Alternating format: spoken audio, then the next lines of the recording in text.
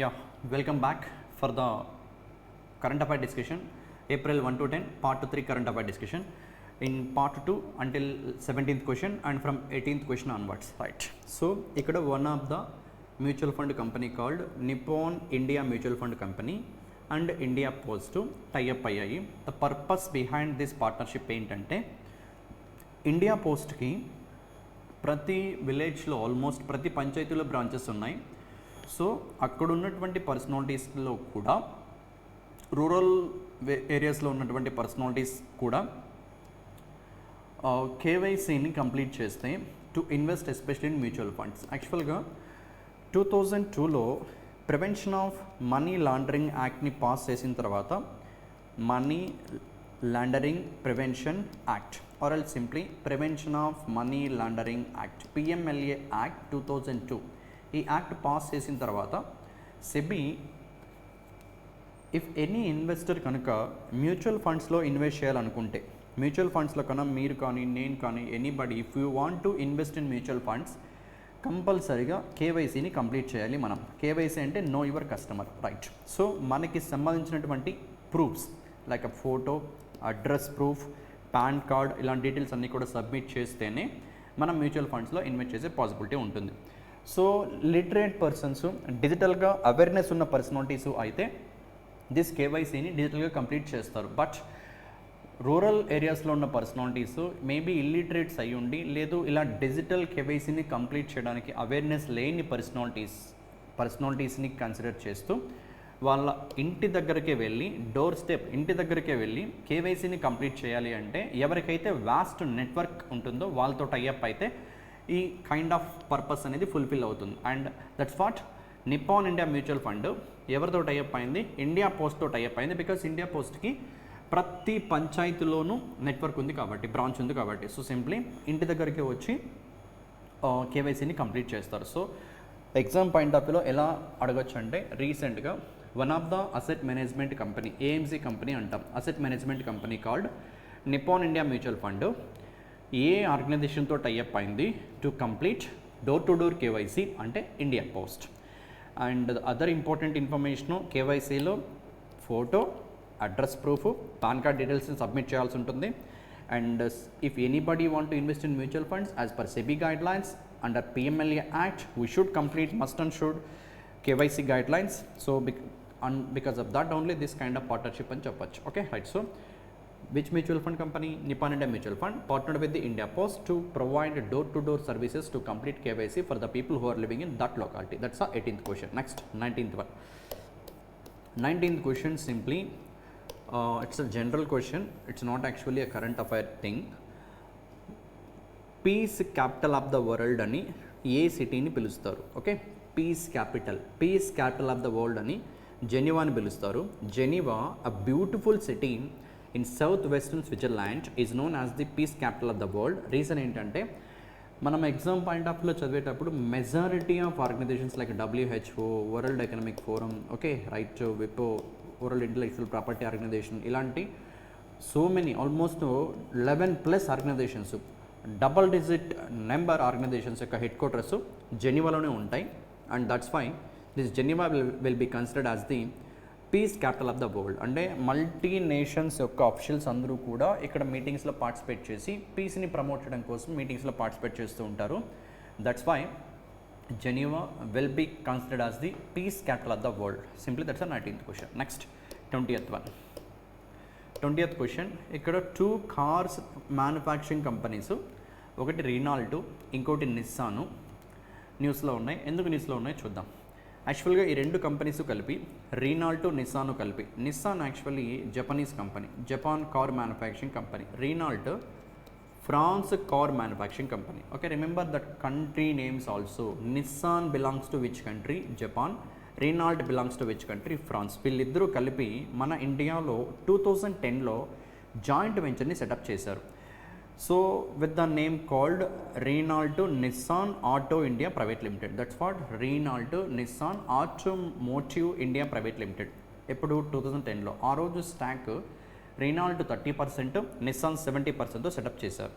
And 2025కి వచ్చేసరికి 23లోనే in fact నిస్సాన్కి ownership 70 నుంచి 51కి తగ్గింది, అంటే రెస్ట్ 49 రినాల్ట్ దగ్గర ఉండి 2023లో. ఇప్పుడు కంప్లీట్గా రిమైనింగ్ 51% స్టాక్ని నిస్సాన్ నుంచి రీనాల్ట్ అక్వైర్ చేసుకోబోతుంది. అంటే ఈ కంపెనీ నేమ్ కూడా చేంజ్ అయిపోతుంది. సో సింప్లీ నిస్సాన్ యొక్క ఓనర్షిప్ ఇన్ దిస్ జాయింట్ వెంచర్లో రిమైనింగ్ 51% ఓనర్షిప్ని కంప్లీట్గా అక్వైర్ చేసుకొని ఏ కంట్రీ ఫుల్ ఓనర్షిప్ అంటే that is Renault, and it is actually from France and Nissan from Japan. And ఈ మ్యానుఫ్యాక్చరింగ్ ప్లాంట్ ఎక్కడుందంటే చెన్నైలో ఉంది. Okay, so that's a thing. 20th question simply ఇక్కడ మర్జర్ అండ్ అక్విజిషన్స్ వీళ్ళిద్దరూ కలిపి సెటప్ చేసిన joint venture 2010లో. ఇప్పుడు దాన్ని కంప్లీట్గా రినాల్ట్ వాళ్ళు అక్వైర్ చేసుకుంటున్నారు from Nissan, and Renault from France, Nissan from Japan. That's a thing you should remember. And this manufacturing plant ఏ సిటీలో ఉందంటే చెన్నైలో. అండ్ ఈ రెండు కంపెనీస్కి కూడా కార్స్ని మ్యానుఫ్యాక్చరింగ్ చేసే plants world wide so many countries 120+ కంట్రీస్లో ఉన్నాయి. That's multinational companies, right? That's 20th question. Next 21st question. UPI transactions. యాక్చువల్గా యూపీఐ ఇంట్రడ్యూస్ చేసింది 2016లో. దీన్ని ఎవరు డెవలప్ చేశారు? NPCI, national payments corporation of India. And 2016 నుంచి ఇప్పటి వరకు మార్చ్ 2025 వరకు యూపీఐ ద్వారా జరుగుతున్న ట్రాన్సాక్షన్స్ డేటా చూస్తే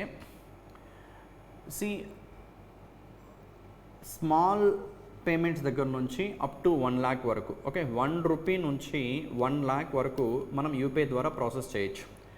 either with the help of mobile number or else like a UPI ID or else like bank account ki UPI ద్వారా మనం like UPI platforms, third party platforms like a PhonePe, Google Pay, Paytm, Cred ఇలా different UPI platforms ఉన్నాయి. And ఆ UPI టెక్నాలజీని develop చేసింది మాత్రం NPCI, right? So 2016 నుంచి ఇప్పటి వరకు మార్చ్ 2025 డేటా వరకు మాట్లాడితే సింగిల్ మంత్లో highest number of transactions, record number of transactions ఇప్పటి వరకు till date record number of transactions volume పరంగా almost 19.78 billions. Let me take a round figure, 20 billion volumes. Billion అంటేనే 100 కోట్లు, or else simply 10 to the power of 9 into 19.78. This many number of transactions, because every single transaction మనం ఇప్పుడు present QR కోడ్స్ని scan చేసి pay చేస్తున్నాం. Like even card packet, ఒక small chocolate కొన్నా కిరాణా షాప్కి వెళ్తాం, లైక్ స్కాన్ చేసి పే చేస్తూ ఉంటాం. ఆల్ ట్రాన్సాక్షన్స్ అన్నిటినీ కూడా కన్సిడర్ చేస్తే వాల్యూమ్ వస్తుంది. అండ్ దట్ వాల్యూము మార్చ్ మంత్లో 19.78 బిలియన్స్. అండ్ వాల్యూ పరంగా ఇప్పుడు సపోజ్ ఒక పర్సన్ ఎక్స్ ఇంకొక పర్సన్ వైకి మనీ సెండ్ చేశారు అనుకుందాం, 100 రూపీస్, రైట్? ఇక్కడ volume 1, but amount 100 rupees. And ఇంకొక పర్సన్ పి అండ్ పర్సన్ క్యూకి మనీ 500 ట్రాన్స్ఫర్ చేశారు అనుకుందాం. ఇక్కడ another volume, another transaction, that is volume 1. So simply రెండింటిని కలిపితే 2 ట్రాన్సాక్షన్స్ జరిగాయి, వాల్యూమ్ 2, బట్ అమౌంట్ మాత్రం 600. సో సింప్లీ ఇక్కడ ఇది వాల్యూమ్స్ని మాట్లాడుతుంది అండ్ దిస్ నెంబర్ ఈ 600 అమౌంట్ని మాట్లాడుతుంది. ఒక్క మార్చ్ మంత్లో 25 ట్రిలియన్స్, ఆల్మోస్ట్ 24.77 ట్రిలియన్స్ని ట్రాన్సాక్షన్ చేయడం జరిగింది through UPI applications. Okay, so యాక్చువల్గా ఈ నెంబర్స్ని ఎగ్జామ్స్లో అడుగుతూ ఉంటాడు. మీకు మెయిన్స్ ఎగ్జామ్స్ ఇంకా అక్టోబర్ మంత్లో ఉన్నాయి, సెప్టెంబర్ మంత్ 2025లో ఉంటాయి. ఆ టైంకి కనుక ఈ రికార్డ్ని బ్రేక్ చేయకపోతే you should remember this number. ఏ మంత్లో హైయెస్ట్ ఎవర్ రికార్డ్ ట్రాన్సాక్షన్స్ నమోదు చేయబడ్డాయి అంటే up to now March 2025. And transaction value పరంగా 24.77 ట్రిలియన్స్, డాలర్స్ కాదు, రూపీస్ మన ఇండియా కాబట్టి రూపీస్లోనే. అండ్ $1 ట్రిలియన్ అన్నామంటే ఇంకా అసలు మన జీడిపి అంత లేదు. మన GDP it self around like 330 trillions, ఇది ఎంటైర్ ఇయర్కి సంబంధించి. అండ్ జీడిపిలో ఆల్మోస్ట్ 10% కూడా కాదు, బిలో 10%, 24.77 ట్రిలియన్స్ అంటే ఇన్ సింగిల్ మంత్లో, right? And this the volumes. And apart from that if you look at year, entire year మొత్తాన్ని తీసుకుంటే FY25 కంప్లీట్ అయింది. FY25 యొక్క పర్ఫార్మెన్స్ ఆఫ్ యూపీఐ చూస్తే వాల్యూ పరంగా 260 ట్రిలియన్స్, ఇందాకే చెప్పాను జీడిపి 330 ఉంది. అండ్ యూపీఐ ట్రాన్సాక్షన్స్ ఇంత వాల్యూ ఉంది, ఆల్మోస్ట్ జీడిపికి నియర్గా ఉంది. అండ్ వాల్యూమ్ పరంగా 130 billion transactions in a year, right? So that simply reflects ఎంత ఫాస్ట్గా ఇండియన్స్ డిజిటల్ ప్లాట్ఫామ్స్ని పేమెంట్స్ కోసం అడాప్ట్ చేసుకుంటున్నారో చెప్పొచ్చు. That's the 21st question. 21st క్వశ్చన్లో గుర్తుపెట్టుకోవాల్సిన ఓన్లీ పాయింట్ ఏంటంటే ఏ మంత్లో ఇప్పటి వరకు highest number of UPI transaction record అయ్యాయంటే March month. That is 24.77 trillion financial value పరంగా, 19.78 బిలియన్ వాల్యూమ్స్ పరంగా. Okay right. And year on year బేసిస్న 30% గ్రోత్ వచ్చింది వాల్యూ పరంగా, 42% గ్రోత్ వచ్చింది వాల్యూమ్ పరంగా. Right, that's the thing. And March కన్నా ముందు మంత్ ఫిబ్రవరి నాన్ లీప్ ఇయర్ కాబట్టి 28 డేసే ఉంటాయి. 28 డేస్లో ఖచ్చితంగా ఆల్ ద టైమ్ ట్రాన్సాక్షన్స్ జనవరి మంత్తో కంపేర్ చేస్తే డిక్లైనే ఉంటుంది. That next March month financial ending కాబట్టి మేబీ మ్యాక్సిమం ట్రాన్సాక్షన్స్ని మనం అబ్జర్వ్ చేయొచ్చు. So okay, so that's a March month. Right, next 22nd question. 22nd question ఏంటంటే అపాయింట్మెంట్. ఇక్కడ personality name you should remember, Shirley Botchwey. Okay, personality Shirley Botchwey. She is actually first person from Africa, that too women, and she is actually from country called Ghana అనే country నుంచి, ఆఫ్రికాలో ఉంటుంది Ghana. ఎందుకు న్యూస్లో ఉన్నారు ఏమంటే first African women who appointed as the secretary general of the commonwealth of nations. Commonwealth of నేషన్స్కి first time Africa నుంచి సెక్రటరీ జనరల్గా అపాయింట్ అయినటువంటి women personality, even first African women కూడా షిర్లీ బోచ్వే. అసలు కామన్వెల్త్ ఆఫ్ నేషన్స్ అంటే ఏంటో చూద్దాం ఇప్పుడు. కామన్వెల్త్ ఆఫ్ నేషన్స్లో మొత్తం 56 కంట్రీస్ ఉంటాయి. దీని హెడ్ క్వార్టర్ లండన్, యూకేలో ఉంటుంది. Okay right. So actually British empire ఏ కంట్రీస్ అయితే బ్రిటిష్ వాళ్ళ కంట్రోల్లో ఉండేవి, ఇప్పుడు మన ఇండియా తీసుకున్నా కూడా ఆల్మోస్ట్ ఒక 190 ఇయర్స్ బ్రిటిష్ వాళ్ళే పరిపాలించారు. అలా బ్రిటిష్ ఎంపైర్లో పార్ట్ అయిన ఆల్ కంట్రీస్ కలిపి ఫామ్ అయిందే కామన్వెల్త్ ఆఫ్ నేషన్స్. బ్రిటిష్ వాళ్ళు పరిపాలించిన ఆల్ కంట్రీస్ కాంబినేషనే this commonwealth of nations. And దీని హెడ్ క్వార్టర్ లండన్, యూకేలో ఉంటుంది. So total number of countries you should remember 56. So these 4 countries they are simply Mozambique, Rwanda, that is Rwanda you can call, and Gabon and Togo. ఈ 4 కంట్రీస్ని ఎప్పుడూ కూడా British వాళ్ళు control చేయలేదు, పరిపాలించలేదు. But still this 4 are part of, ఇవి exception you should remember. Right, British కింగ్డమ్లో part కాకపోయినా, British ఎంపైర్లో పార్ట్ కాకపోయినా ఏ 4 కంట్రీస్ కామన్వెల్త్ ఆఫ్ నేషన్స్లో పార్ట్ అంటే all 4 from Africa only, Mozambique, Rwanda, Gabon, Togo. And ఈ 56 కంట్రీస్కి రిప్రజెంటేటివే దట్ కామన్వెల్త్ ఆఫ్ నేషన్స్ అని చెప్తాం. అండ్ ఆ కామన్వెల్త్ ఆఫ్ నేషన్స్కి first secretary general from Africa Shirley Botchwey. And even మన India, and she is actually 7th secretary general. మన Indian personality కూడా ఒకసారి కమలేష్ శర్మ 5th సెక్రటరీ జనరల్గా వర్క్ చేశారు. ఒకసారి Kamlesh Sharma, that is from 8 to 16. And ఇప్పుడు ఈమె షిర్లీ బోచ్వే ఎవరిని రీప్లేస్ చేస్తున్నారంటే ప్యాట్రిషియా స్కాట్లాండ్ని రీప్లేస్ చేస్తున్నారు. స్కాట్లాండ్ అనేది కంట్రీ, బట్ ఇక్కడ name okay Patricia Scotland. She is actually from Dominica. Scotland అనుకోకండి, ప్యాట్రిషియా స్కాట్లాండ్ అనేది నేమే. She is actually from Dominica. Right. So and her speciality ఏంటంటే మొత్తం 7 సెక్రటరీ జనరల్స్లో ఫస్ట్ ఫీమేల్ ఏమే, ప్రీవియస్ పర్సనాలిటీ అంటే 6th personality first female, and 7th personality first personality from Africa. That's the 22nd question. Let me give a revision one more time. Personality name Shirley Botchwey. ఎందుకు న్యూస్లో ఉన్నారంటే commonwealth of nations 56 countries combination, ఈ countries యొక్క కాంబినేషనే commonwealth of nations. ఈ commonwealth of నేషన్స్కి Africa నుంచి first secretary general, and in fact Africa నుంచి ఫస్ట్ ఉమెన్, ఆఫ్రికా నుంచి ఫస్ట్ పర్సన్ కూడా. Personality name Shirley బోచ్వే. నెక్స్ట్ ఎవరిని రీప్లేస్ చేస్తున్నారంటే Patricia Scotland, and she is from Dominica. Shirley Botchwey 7th secretary general. And మన Indian personality కూడా ఈ commonwealth of నేషన్స్లో secretary జనరల్గా వర్క్ చేశారు, 5th సెక్రటరీ జనరల్గా Kamlesh Sharma. And commonwealth of nations head quarter London, UK. Present total number of countries 56. British ఎంపైర్లో part కాకపోయినా commonwealth of నేషన్స్లో పార్ట్గా ఉన్న 4 countries Mozambique, Rwanda, Gabon, Togo. That's the 22nd question. Next 23rd question.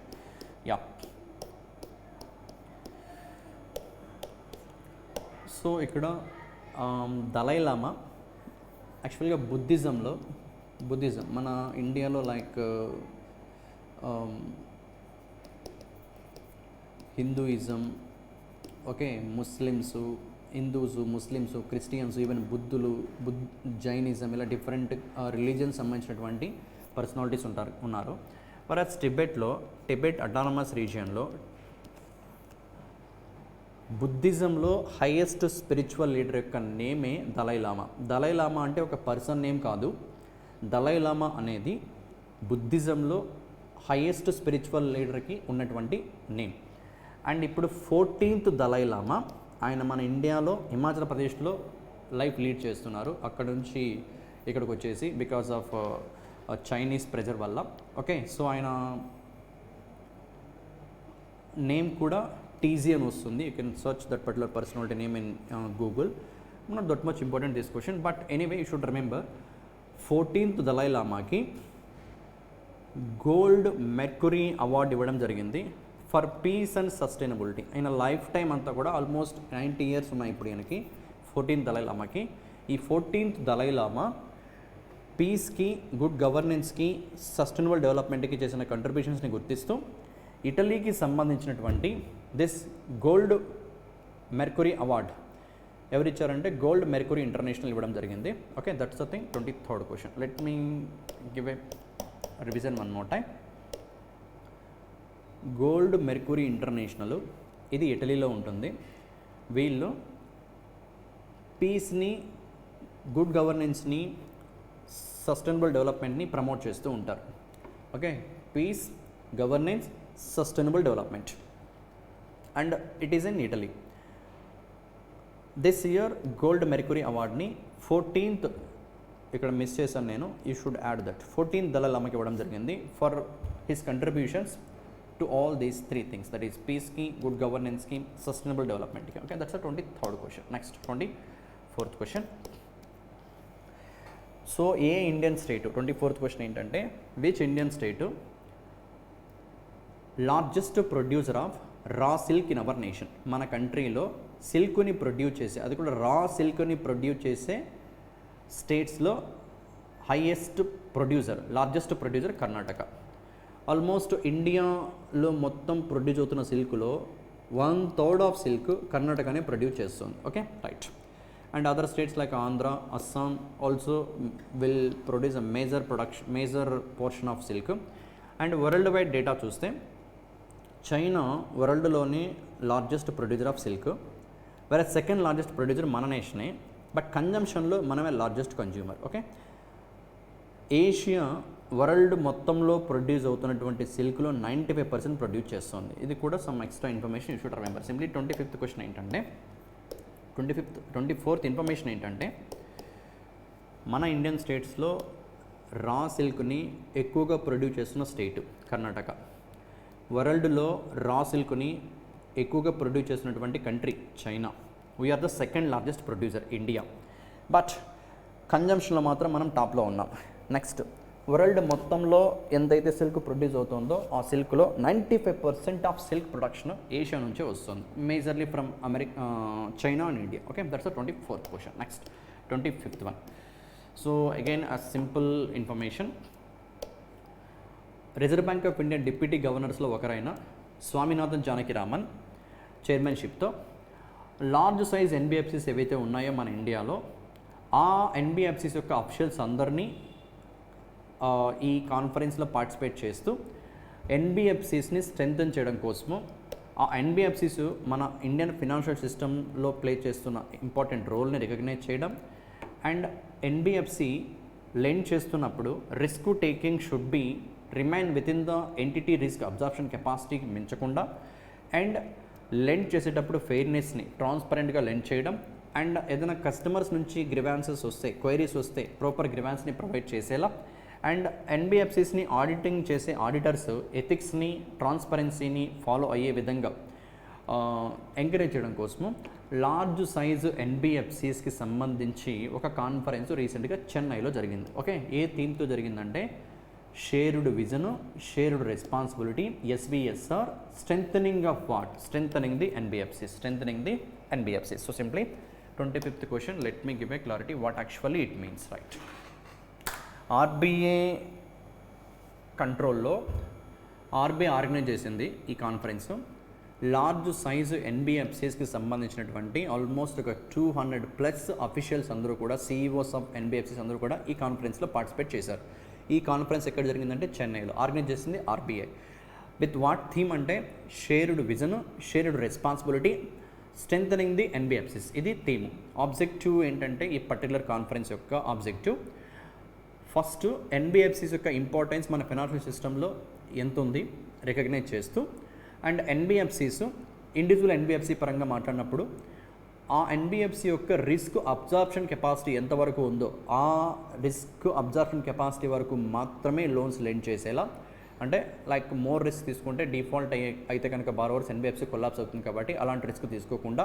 Next thing, NBFCs lend చేసేటప్పుడు ట్రాన్స్పరెన్సీని ఫెయిర్నెస్ని follow అయ్యే విధంగా, and customers నుంచి ఏదైనా గ్రివాన్సెస్ క్వైరీస్ వస్తే గ్రివాన్స్ని ఆన్ టైంలో ప్రొవైడ్ చేసే విధంగా ఆడిటర్స్ ఎథిక్స్ని ఫాలో అవుతూ ఉండాలి అని కన్వే చేస్తూ ఈ కాన్ఫరెన్స్ని మన ఇండియన్ ఎన్బిఎఫ్సిస్ని స్ట్రెంథెన్ చేయడం కోసము ఆర్బీఐ కండక్ట్ చేసింది. ఎక్కడంటే చెన్నైలో. థీమ్ ఏంటంటే shared responsibility, shared view, can see even that theme, this one, shared vision, in fact sorry, shared vision, shared responsibility and strengthening the NBFCs. Shared vision, shared responsibility, strengthening the NBFCs. Okay, that's the 25th question. Next 26th question, right? 26th question again. ఇది last జూలైలోనే నేను మీతో మాట్లాడాను and ఆ రోజే ఈ date గురించి చెప్పాను. April 1, 2025 నుంచి అర్బన్ కోఆపరేటివ్ బ్యాంక్స్ కూడా ప్రాంప్ట్ కరెక్టివ్ యాక్షన్ కిందకి ఆర్బీఐ తీసుకురాబోతుంది అని. But what actually now, let me explain one more time, right? 26th question, let me give a clarity here itself. First of all, we need to understand what is PCA. PCA అంటే prompt corrective action. Prompt corrective action అనేది RBI నార్మల్గా public sector banks అయినా, private sector banks అయినా, RRBs అయినా, foreign banks అయినా, okay, and recent times like small finance బ్యాంక్స్కి అయినా this prompt corrective యాక్షన్ని యూజ్ చేస్తూ ఉంటుంది. ఏంటి ప్రాంప్ట్ కరెక్టివ్ యాక్షన్ అంటే, ఈ బ్యాంక్స్లో ఏ బ్యాంక్స్ యొక్క ఫినాన్షియల్ హెల్త్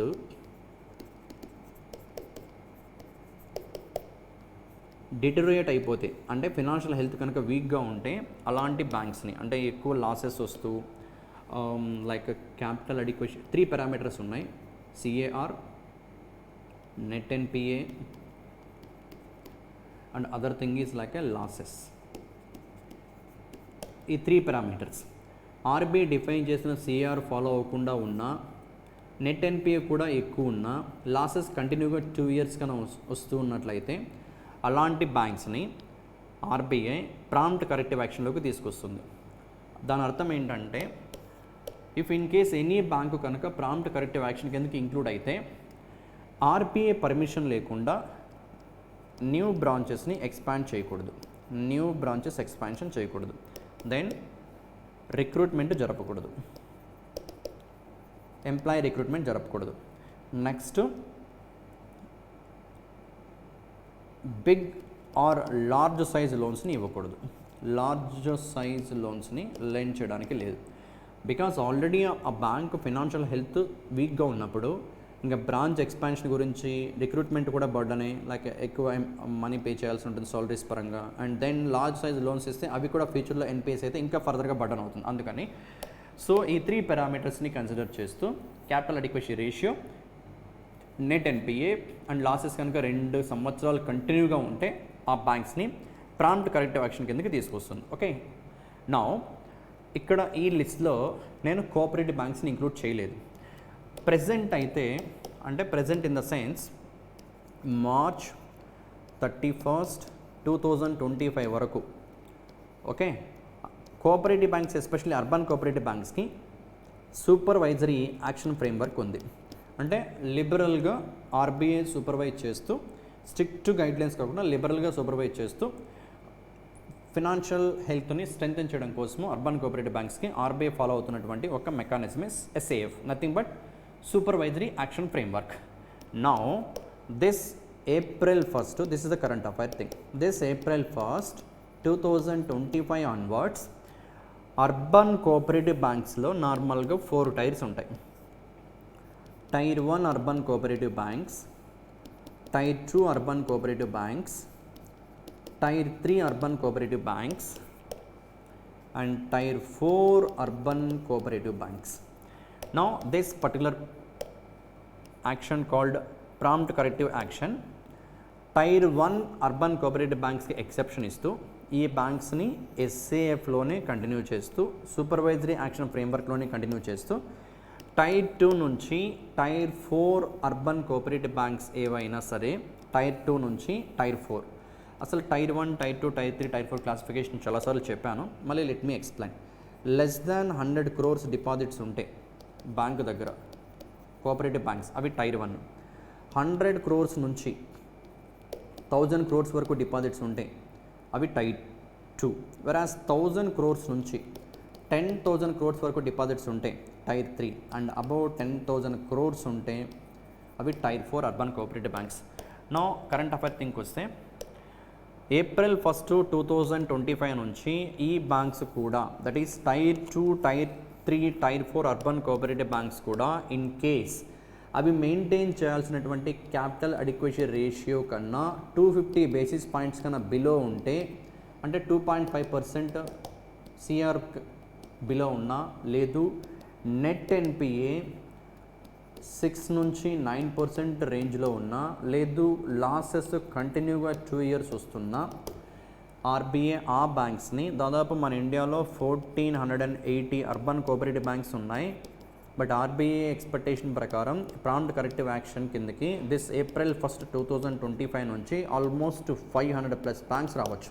అంటే అన్ని బ్యాంక్స్ యొక్క ఫినాన్షియల్స్ చాలా వీక్గా ఉన్నాయని అర్థం. Okay right. అండ్ ఏ అర్బన్ కోఆపరేటివ్ బ్యాంక్స్కి ప్రాంప్ట్ కరెక్టివ్ యాక్షన్ అప్లికబుల్ అవ్వదు అనేది కూడా ఇంపార్టెంట్. టైర్ 1 అర్బన్ కోఆపరేటివ్ బ్యాంక్స్కి అప్లికబుల్ అవ్వదు. They will continue under supervisory action framework. That's a question called 26th one. In fact, that's the last one in this part 3 current affairs, right? Yeah. So let me give a revision one more time. 26th question. Okay, you can go through that particular information. You will get a clarity later. Look at here. RBI in a statement said that norms to invoke framework for weak urban cooperative banks or CAR up to 250 basis points below the required CAR. నార్మల్గా required CR urban cooperative బ్యాంక్స్కి 13-14% ఈ రేంజ్లో ఉంది. Okay, so దీనికన్నా 2.5% below కన్నా వాటికి CR ఉంటే వాటి CR capital adequacy ratio క్యాపిటల్కి రిస్క్ వెయిటెడ్ అసెట్స్కి ఉన్నటువంటి ratio that is CAR. Okay, దీనికి మళ్ళీ ఎక్స్ప్లెనేషన్ ఉంది. ఇప్పుడంతా లెంతీ, ఆల్రెడీ నేను చాలాసార్లు చెప్పాను. బ్యాంకు అసెట్స్ ఏవైతే ఉంటాయో like personal, educational, vehicle, home loans వాటిలో ఎంత రిస్క్ ఉందని మెజర్ చేయడాన్ని రిస్క్ వెయిటెడ్ అసెట్ అంటారు. Okay, and next second parameter, first parameter CR కనుక మెయింటైన్ చేయాల్సిన సిఆర్ కన్నా 2.5% తక్కువ మెయింటైన్ చేస్తున్నా, next net non performing assets 6 to 9% రేంజ్లో ఉన్న, లాసెస్ 2 years కంటిన్యూగా ఉన్న అర్బన్ కోఆపరేటివ్ బ్యాంక్స్ని కూడా ఆర్బీఐ 1st April 2025 నుంచి అది టైర్ 2 నుంచి టైర్ 4 అర్బన్ కోఆపరేటివ్ బ్యాంక్స్ని ప్రాంప్ట్ కరెక్టివ్ యాక్షన్ కిందకి తీసుకొస్తుంది. ఏ అర్బన్ కోఆపరేటివ్ బ్యాంక్స్ పీసీఏ కిందకి ఇంక్లూడ్ అవ్వవు అంటే టైర్ 1 అవి సూపర్వైజరీ యాక్షన్ ఫ్రేమ్వర్కే కంటిన్యూ అవుతాయి. ఇది 26th క్వశ్చన్.